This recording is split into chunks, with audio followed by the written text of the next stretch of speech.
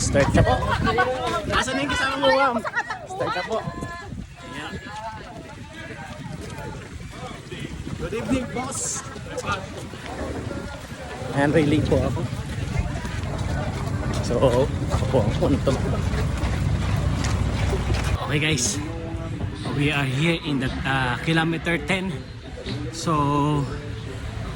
23 kilometers to go para sa halfway ng 65 kilometers. So 2-man relay kami. So inabangan ako noong aking body doon sa kilometer 33. So time check. So 11:30 na siguro. Naka 1 hour and 25 minutes na tayong tumatakbo. So 1 hour and 25 minutes natin kinuha yung 10 kilometers. So ayun guys, we are here at kilometer 20. So 13 kilometer left at makakapagpahinga na tayo sa pagtakbo. Kasi yung kabady ko naman ang magtutuloy noong natitirang kalahati ng 65 kilometer. So naglalakad tayo ngayon kasi para makabawi pa ulit tayo ng lakas. So meron pa tayong 13 kilometer na tatakbuhin. So 3 hours na tayong tumatakbo.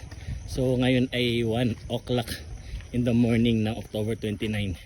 So magpapahinga muna tayo ng kaunti. Lakad-lakad lang.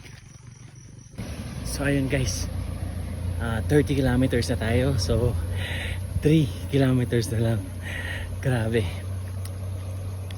So 5 hours na tayo tumatakbo. So time check, 3 na ng madaling araw. So trivia lang dito sa ruta, napakadaming aso. So napaka tatapang. So hindi naman ang agad, pero kahit na nakakatakot pa rin syempre. Kaya pag may aso, so stop muna tayo, lakad-lakad lang, mahirap na makagat. So yun lang guys, 3 kilometers na lang. So ayun, finally nandito na tayo sa kilometer 33. So ayun, naghihintay na kanina pa ang aking kabady. So takbong takbo na siya. Finally, safe naman tayo nakarating, no injury.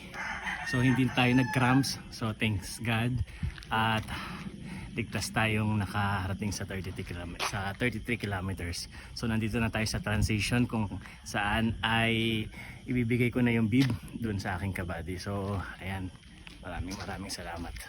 So ingat mga runners. So ayan na po ang aking kabady. Overall. Ayan na. Now for the 2-man relay category for all male category. With the bib number 663 with a time of 10 hours, 31 minutes and 45 seconds. Congratulations to PSMS Gabi Gamina and PCPL Julius Dan. Naay mo yun. Hindi niya hanggang dito. May nakuha. Nakuha pa nga ni Boss Gabs. Sulit, di ba? Let's go.